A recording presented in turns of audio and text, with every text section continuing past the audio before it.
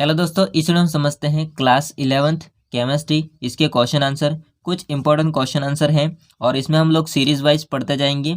ये चैप्टर है जिसका नाम है रसायन की कुछ मूल अवधारणाएं।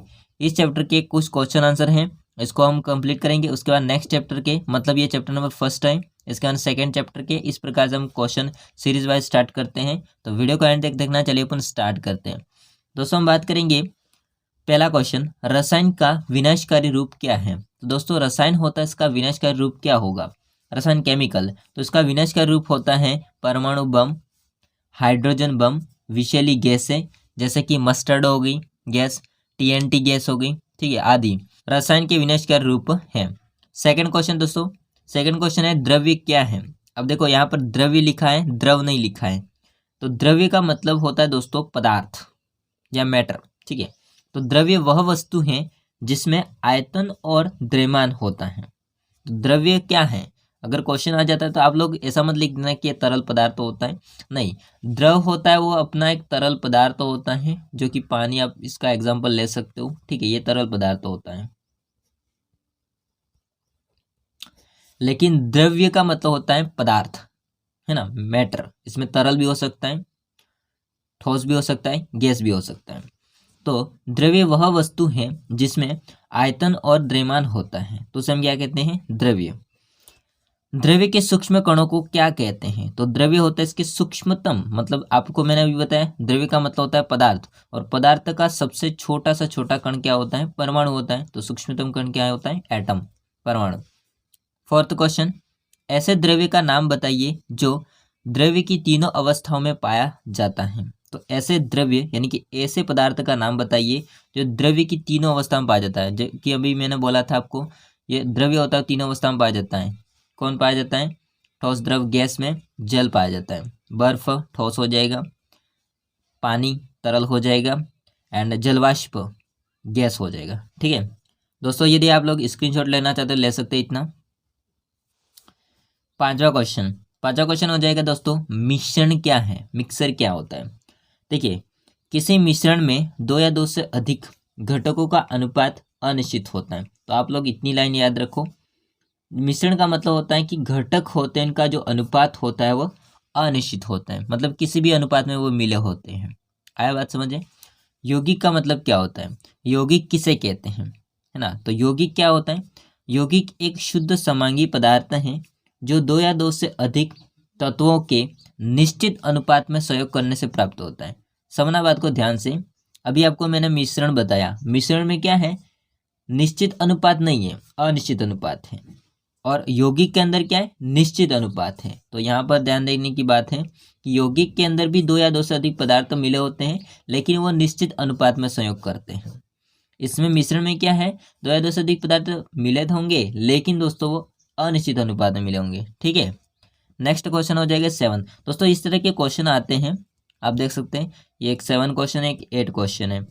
मतलब कि आपको कुछ नाम दे रखे होंगे और उन नाम में आपको कुछ छाट करके लिखना होगा। जैसे कि क्वेश्चन को देखिए, 7वां क्वेश्चन, निम्नलिखित को शुद्ध पदार्थ और मिश्रण के रूप में वर्गीकृत कीजिए। मतलब आपको एक तो शुद्ध पदार्थ कौन कौन से वो अलग करके लिखने, और मिश्रण कौन कौन से वो अलग करके लिखने, ठीक है। तो कौन कौन से दे रखे देखिए, ग्रेफाइट, दूध, गैसोलीन, ऑक्सीजन, आसुत जल, पीतल, सोडियम क्लोराइड यानी कि NaCl, लोहा, इस्पात, शरबत, 24 carat gold, glucose, 22 carat gold, शहद, भुजा हुआ चूना। अब इसमें दो चीज़ें दे रखी है आपको, एक तो शुद्ध पदार्थ और एक मिश्रण। मतलब इन सभी में शुद्ध पदार्थ कौन सा है, मिश्रण कौन सा है, वो देखना है। तो देखिए शुद्ध पदार्थ के अंदर कौन आएंगे, आंसर है इसका, शुद्ध पदार्थ में आ जाएगा आपका ग्रेफाइट, ऑक्सीजन, आसुत जल, सोडियम क्लोराइड, लोहा, 24 कैरेट गोल्ड, ग्लूकोज, भुजा हुआ चूना। ये सारे क्या हो जाएंगे, शुद्ध पदार्थ। मिश्रण कौन कौन से होते हैं, देखिए मिश्रण में आ जाएगा दूध, गैसोलीन, पीतल, इस्पात, शरबत, 22 कैरेट गोल्ड, शहद, ठीक है। तो ये हो जाएंगे मिश्रण। दोस्तों ध्यान देने की बात ये है कि 22 कैरेट गोल्ड होगा वो मिश्रण के अंदर आता है, लेकिन 24 कैरेट गोल्ड शुद्ध पदार्थ के अंदर आता है। यदि आप लोग स्क्रीनशॉट लेना चाहते हो तो इतना ले सकते हो। अगला क्वेश्चन हो जाएगा दोस्तों 8वां। निम्नलिखित को तत्व, यौगिक और मिश्रण में वर्गीकृत कीजिए। अब यहाँ पर तत्व में आपको ये जो भी लिखे होंगे 14, इसमें आपका तत्व कौन सा है ये देखना है, अलग करना है। यौगिक कौन सा है वो अलग करना है, और मिश्रण कौन सा है वो अलग करना है। ठीक है, नाम आप लोग पढ़ लीजिए।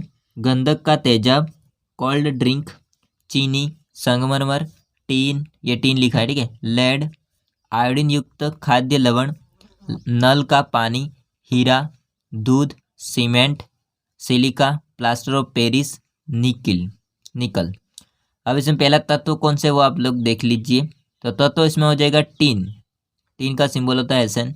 लेड Pb, हीरा वो कार्बन का अपरूप है, ठीक है, निकिल Ni, ये हो जाएगा। यौगिक की हम बात करेंगे तो यौगिक कौन कौन से हैं। गंधक का तेजाब ये एक यौगिक है, चीनी, संगमरमर, सिलिका, प्लास्टर ऑफ पेरिस। मिश्रण की हम बात करेंगे, कोल्ड ड्रिंक, आयोडीन युक्त खाद्य लवण, नल का पानी और दूध, सीमेंट, ये सारे क्या हो जाएंगे, मिश्रण। आ रही बात समझ में। तो ऐसे क्वेश्चन आते हैं दोस्तों। अभी 7 क्वेश्चन और 8 क्वेश्चन मैंने पढ़ाया ऐसे। अब हम समझते हैं नेक्स्ट क्वेश्चन 9वां। किसी एक पर्यावरण प्रदूषक का नाम लिखिए। तो पर्यावरण प्रदूषक का नाम हो जाएगा CFC, जिसको हम क्या बोलते हैं, क्लोरोफ्लोरोकार्बन, ठीक है, जिसको फ्रियोन भी कहा जाता है। आ रही बात समझ में, स्क्रीनशॉट ले लीजिए। नेक्स्ट क्वेश्चन देखते हैं दोस्तों। 10वां क्वेश्चन हो जाएगा, एक माइक्रोन में कितने मीटर होते हैं। तो एक माइक्रोन के अंदर कितने मीटर होंगे, 10⁻⁻10 मीटर होते हैं। कितने होते हैं, 10⁻⁻10 मीटर होते हैं। एक मीटर में कितने एंगस्ट्रॉम होते हैं। अब दोस्तों ध्यान रखना, अगर आपको 1 मीटर में एंगस्ट्रॉम पूछा गया है तो 10⁻10 एंगस्ट्रॉम होते हैं। लेकिन यदि आपको पूछा जाए कि एक एंगस्ट्रॉम में कितने मीटर होते हैं तो 10⁻10 मीटर होंगे, ठीक है। तो ये आप लोग ध्यान रखना है इसका। तो यहाँ पर पूछा गया कि 1 मीटर में कितने एंगस्ट्रॉम होते हैं, तो क्या हो जाएगा, 10⁻+10 एंगस्ट्रॉम होते हैं। एक सौर दिन में कितने सेकंड होते हैं। तो एक सौर दिन के अंदर कितने सेकंड होंगे, 86,400 सेकंड होते हैं। कितने होते हैं, 86,400 सेकंड। प्रकाश वर्ष किस राशि का मात्रक होता है। ये कभी कभी क्वेश्चन पूछ लेता है, प्रकाश वर्ष किस भौतिक राशि या किस राशि का मात्रक है। तो दूरी का, किसका है, दूरी का, ठीक है। नेक्स्ट क्वेश्चन, घनत्व का SI मात्रक क्या होता है। तो घनत्व होता है इसका SI मात्रक होता है किलोग्राम प्रति मीटर क्यूब, किलोग्राम प्रति मीटर क्यूब, या इसको ऐसे भी लिख सकते हो आप लोग, किलोग्राम मीटर प्रति क्यूब के लिए -3 लिख सकते हो, ठीक है। 15वां क्वेश्चन, आधार मात्रक व परिशुद्ध मात्रक में अंतर बताइए। दोस्तों आधार मात्रक क्या होता है, परिशुद्ध मात्रक क्या होता है, इसमें अंतर देखिए। आधार मात्रक वे मात्रक हैं जो दूसरी भौतिक राशियों से प्राप्त होते हैं। मतलब कि आधार मात्रक होते हैं वो दूसरी भौतिक राशियों पर आधारित होते हैं, मतलब उनसे प्राप्त किए जाते हैं। परिशुद्ध मात्रक क्या होता है, तो परिशुद्ध मात्रक आधार मात्रक से प्राप्त किए जाते हैं। बात को समझ आया ना।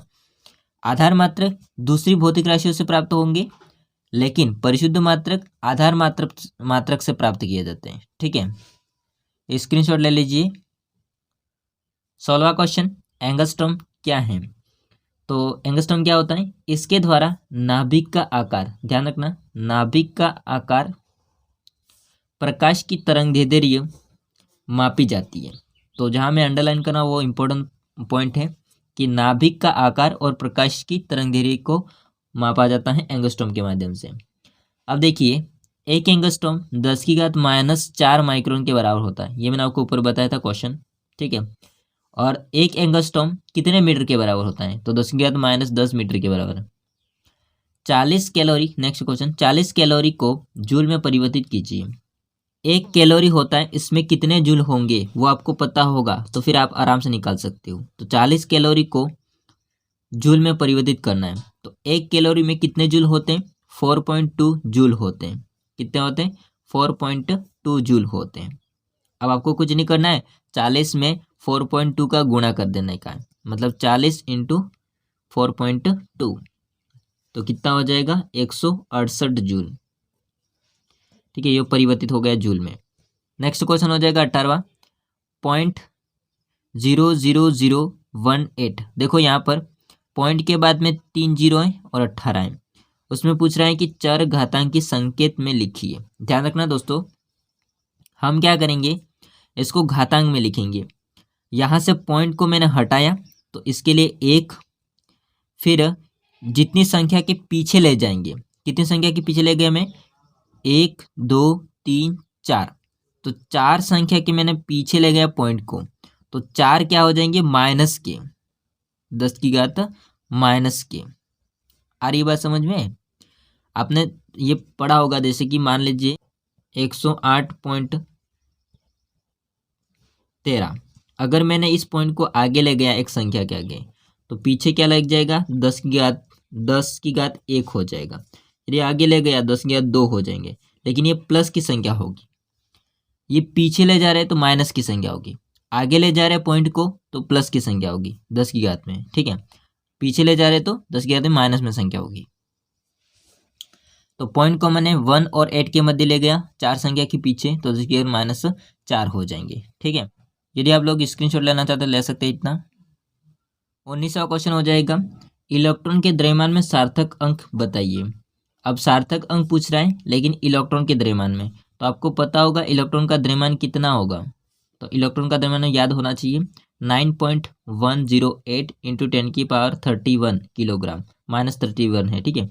अब यहाँ पर दोस्तों ध्यान रखना, अगर आपको कोई कैलकुलेट करनी है संख्या तो 9.1 इंटू 10⁻31 आप लोग इतना याद रखते होंगे। बट यदि आपको सार्थक अंक पूछा जाए तो ये पूरा वैल्यू ध्यान रखना होगा कि पीछे 1 के बाद में क्या आता है। वो कोई कैलकुलेट करे तो आप लोग इतना याद रख सकते हो। बाकी अगर आपको सार्थक अंक पूछा जाएगा तो 9.108 इंटू 10⁻31 याद रखना होगा। अब सार्थक अंक में एक रूल होता है कि जो घातांक के रूप में होंगे वो सार्थक अंक नहीं माने जाते हैं, बाकी जो संख्या होती है इसको सार्थक अंक मानते हैं। तो संख्या कितनी है, 1 2 3 4, जीरो भी गिना जाएगा, ठीक है, क्योंकि बीच में है, 2 संख्याएं पीछे आगे पीछे और बीच में जीरो है, तो कितना हो जाएंगे सार्थक अंक 4। आ रही बात समझिए। अब सार्थक अंक से रिलेटेड एक नेक्स्ट क्वेश्चन है, लास्ट एंड फाइनल, निम्नलिखित संख्याओं में सार्थक अंक की संख्या बताइए। तो यहाँ पर 4 संख्या लिखी हुई है जिसमें सार्थक अंक बताने आपको। पहली संख्या है 4 6 8, ठीक है, कितने हैं संख्या, 3 है, तो सार्थक अंक आराम से आ जाएंगे 3। अब याद ध्यान रखना दोस्तों, पॉइंट होता है उसके बाद में जीरो हैं, पहले भी जीरो हैं, तो जितने भी अगर जीरो होंगे पॉइंट के पहले और बाद में तो उसको सार्थक अंक हम लोग नहीं मानेंगे। इसके बाद में जो संख्या होती है इसको सार्थक अंक मानेंगे। तो 203 कितनी संख्या है, 3। ऐसा क्यों, देखो मैं आपको समझाता हूँ। आगे संख्या है, जैसे कि यहाँ पर मैंने बता गया, यहाँ पर पॉइंट के आगे संख्या है उसके बाद में जीरो है तो वो सार्थक अंक माने जाएंगे। पॉइंट के पहले जीरो है बाद में जीरो है, इनको सार्थक अंक नहीं मानेंगे। बीच में अगर जीरो है तो उसको सार्थक अंक मानेंगे, ठीक है। तो यहाँ पर कितनी संख्या हो जाएंगी, 3, तो इसके सार्थक हो जाएंगे 3। फिर यहाँ पर थर्ड में देखिए 3.630, देखिए संख्या के पीछे जीरो है तो उसको पूरे को सार्थक अंक मानेंगे, तो कितना हो जाएंगे 4। इसमें भी संख्या होती है, पॉइंट के आगे संख्या है और पीछे जीरो है लेकिन आगे तो संख्या है, तो इन सबको क्या मानेंगे, सार्थक अंक। जितने कितने हो जाएंगे गिनो तो 4 हो जाएंगे, ठीक है। तो दोस्तों इस प्रकार सार्थक अंक निकालते हैं। तो दोस्तों यदि आपको सार्थक अंक के बारे में सीखना है तो मैंने एक सेपरेट वीडियो के बना के रखा है जिसमें सारे रूल्स, सार्थक अंक कैसे ज्ञात करेंगे, सब कुछ बताया है। तो प्लीज़ इस वीडियो को देखिए, मैं डिस्क्रिप्शन लिंक दे दूंगा, तो वहाँ पर क्लिक करके आप देखना। इसके बाद इस क्वेश्चन को आप आके वापस सॉल्व करना, ठीक है, इस वीडियो में। बाकी ये वीडियो कैसा लगा कमेंट करके बताइएगा। वीडियो चल गया तो लाइक कीजिए, चैनल को सब्सक्राइब नहीं किया तो कर देना। मिलते हैं नेक्स्ट वीडियो में, तब तक ले जय हिंद, वंदे मातरम।